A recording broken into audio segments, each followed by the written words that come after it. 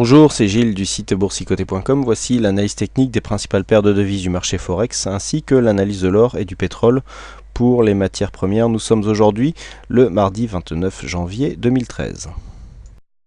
Et on commence tout de suite avec la paire euro-dollar. Donc la paire euro-dollar qui confirme ici sa poussée haussière puisque aujourd'hui, suite à un contact ici avec cette moyenne mobile 20 exponentielle, les cours commencent à attaquer cette résistance des 1,3476 pour confirmer le mouvement haussier. Alors ce mouvement est vraiment très intéressant et nous allons voir que techniquement pour le moment il s'inscrit dans une phase dans une phase qui avait été prévue, et je dirais même au centième de point près, puisque rappelez-vous, je vous avais dit que le fait que nous ayons consolidé 38,2% ici, il y avait une possibilité d'aller rejoindre une extension. Alors j'avais enlevé cette extension parce que la cassure n'était pas directe, mais si on revient dessus, d'ailleurs le signal avait été conservé sur le site comme signal de trade sur cassure. Normalement il y a un objectif de 50 points qui avait été défini par backtest, qui avait une bonne probabilité de réussite, et là j'avais laissé cet objectif des 1,3495. Et donc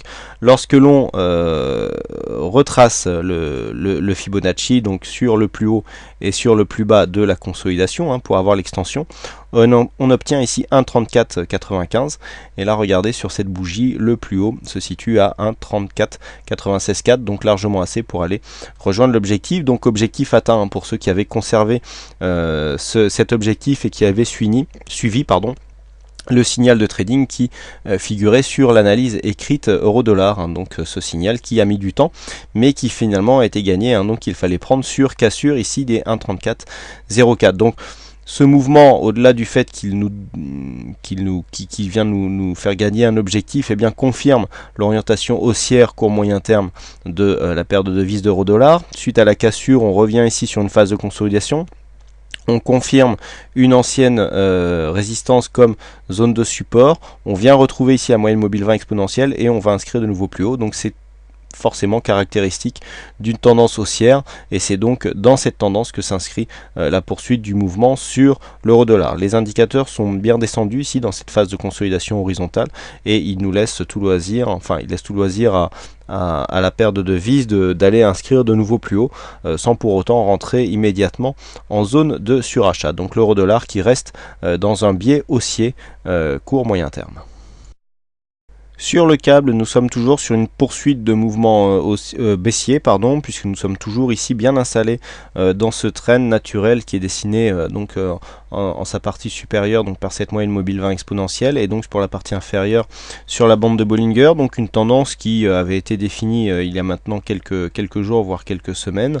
On est dans la continuité, on voit bien ici en UT4 heures que cette tendance est très régulière, et puis là nous sommes sur une zone de point haut. Alors une question qui m'est parvenue par mail, est-ce qu'on doit prendre ici, jouer la continuité sur cette phase? Alors jouer la continuité sur la moyenne mobile 20 exponentielle en début de mouvement, d'accord, mais par définition, c'est forcément, ça va en faire sourire certains ce que je vais dire, mais plus on avance dans la tendance, plus on approche de la fin de cette tendance. Donc plus on attend que la tendance se déroule, et plus l'entrée ici dans le sens de la tendance, c'est bien quelque part se fait proche du retournement, et donc il paraît quand même dangereux après cette forte phase de baisse, à moins d'être sur une phase où on est pyramidé plusieurs fois, avoir travaillé ici activement sa position en rachetant ici en revendant ici sur des contacts avec la moyenne mobile 20 et en prenant des objectifs partiels sur des contacts avec la bolle inférieure, pourquoi pas. Mais si la position est sèche et qu'on attend et qu'on attend ici ce point pour en reprendre, ou alors si on ne l'a pas repris, ça paraît un petit peu dangereux, d'autant plus que il commence à y avoir quand même des signes d'affaiblissement. Petite phase de divergence haussière qui est en train de se dessiner. On revient ici sur un ancien support majeur qui n'oppose pas une trop grosse résistance pour ce rebond technique. Alors le test se fait actuellement sur la moyenne mobile 20 exponentielle. Si on commence à revenir ici sur les 1,58, alors je pense que les 1,58 pourrait provoquer une petite phase de baisse, mais cela signerait la fin de cette dynamique qui a quand même fait passer cette paire de devises, donc des 1,76, 1,61,80 sur cette phase de plus haut à 1,5680 ici sur cette zone de point bas. Donc on a perdu 500 pips en un peu moins d'un mois, c'est beaucoup, et donc il va falloir maintenant, ce mouvement devrait normalement marquer une phase de rebond technique. Donc il me paraît dangereux de jouer la continuité sur ce signal. On n'a pas encore de signal de retournement, mais on peut attendre une possibilité ici si toutefois un contact sur les 1,5804 venait à se concrétiser. Donc on pourrait attendre une figure de retournement.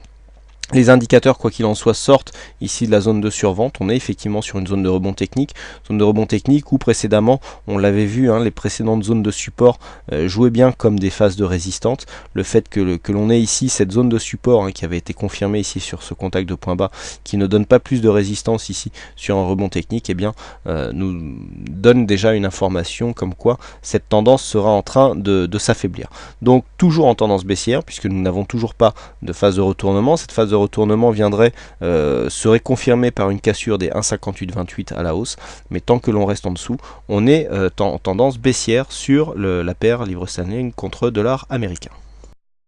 On continue avec la paire dollarienne, pardon. Alors la paire dollarienne, je vous avais dit hier qu'on aurait certainement un mouvement technique qui allait se continuer, qu'il y avait plusieurs zones. Première zone, c'était ici cette moyenne mobile 20 exponentielle.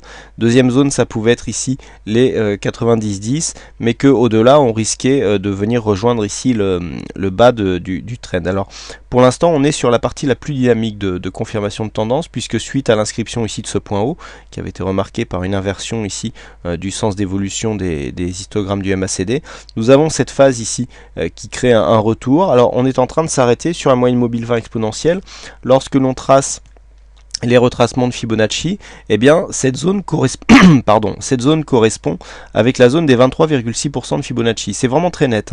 Là on est à 90,44 et on a cette zone ici qui joue vraiment son rôle de support. Donc si cette zone est confirmée, on n'aurait même pas une phase de pardon, je suis vraiment désolé, on n'aurait même pas une phase ici de consolidation, puisque le 23,6 a vraiment été à peine attaqué, et le fait de repasser ici en phase haussière et donc qui serait confirmé par une cassure des 91,18, eh bien serait témoin d'une recrudescence d'une dynamique haussière qui pourrait vraiment s'accélérer, puisque là, après cette phase de hausse, eh bien il n'y a eu que très peu de phase de baisse pour venir consolider tout ça.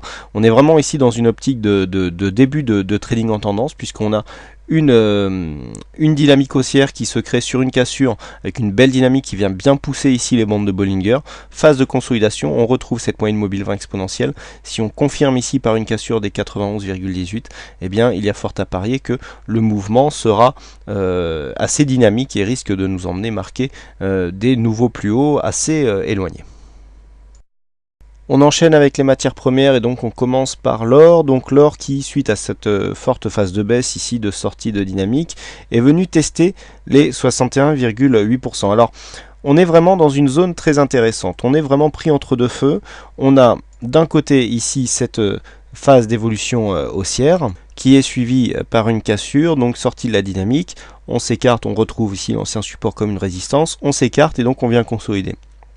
On avait tracé les Fibonacci, on a vu que 23,6, 38,2 n'offrait pas une trop grosse résistance, et que donc on s'était enfoncé, on attendait donc le test de cette zone 50-61,8. Rappelez-vous, je vous avais dit 61,8 c'était intéressant, puisque nous avions ici cette zone qui était déjà sur une zone de support déjà identifiée. Le rebond s'effectue sur cette zone, et lorsque l'on regarde, eh bien on vient pour l'instant marquer le rebond juste sur cette moyenne mobile 20 exponentielle. Donc là on est entre deux feux, et bon, je sais que certains d'entre vous disent que je suis pas toujours assez tranché sur mes analyses, mais c'est pas sur ce sous-jacent que ça va changer, puisque là on a vraiment les deux possibilités possibles, à savoir ici soit la continuité du mouvement baissier de consolidation qui irait dans le sens d'une infirmation du signal haussier d'origine, puisqu'on dépasserait donc les 61,8.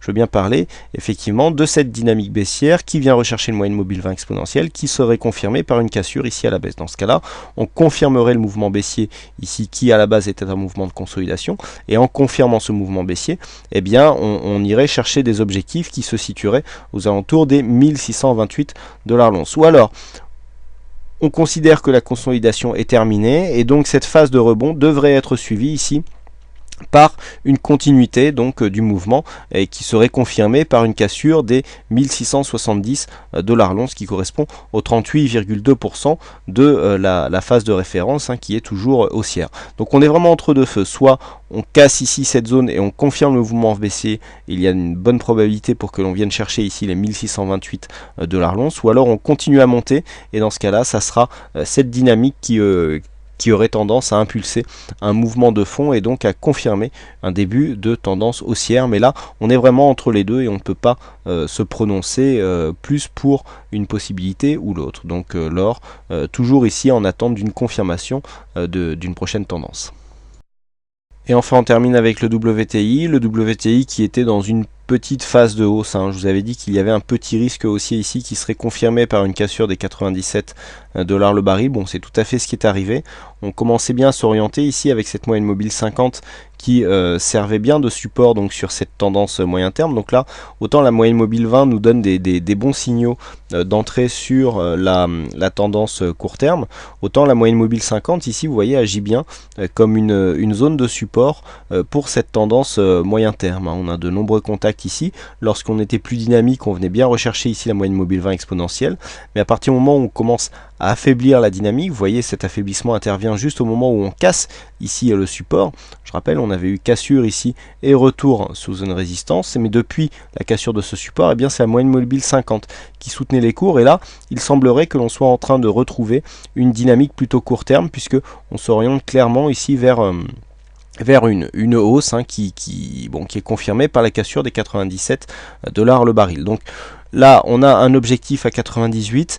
La dynamique semble plutôt bien orientée, mais vous voyez, nous sommes déjà en phase, en limite en phase de surachat. On a marqué des petites phases d'exagération, et même si les commodities sont plus volatiles que certains autres sous-jacents, eh bien il semblerait que le potentiel de départ soit un petit peu entamé. Donc on a cet objectif ici des 98 $ le baril qui reste atteignable, mais il est clair que sur une tendance de fond, on reste orienté à la hausse sur le WTI, donc sur une tendance moyen terme, mais que ce mouvement ici mérite de confirmation, notamment la phase de consolidation ici pourrait venir rechercher une zone de support entre 97, 96, 90, 97 $ le baril avant de continuer. Voilà donc ce que l'on peut dire sur ces analyses techniques Forex et matières premières. Il ne me reste plus qu'à vous souhaiter à toutes et à tous une bonne soirée, bonne chance dans tous vos trades, et je vous donne rendez-vous dès demain pour d'autres analyses techniques en vidéo. Bonsoir à tous.